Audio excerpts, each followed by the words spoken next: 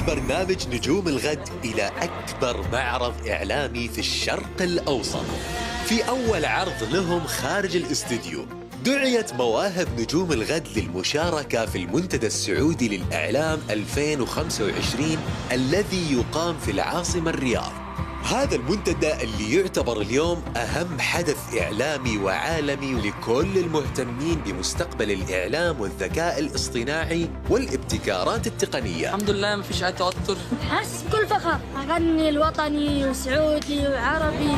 هذا العرض مهم جدا إنه أنتم تعرضونه في يوم مهم بالنسبة للسعودية، فأنا شخصيا سعيد فيكم وهيئة إذاعة التلفزيون يعني رفعت نفسها وشكرا جزيلا.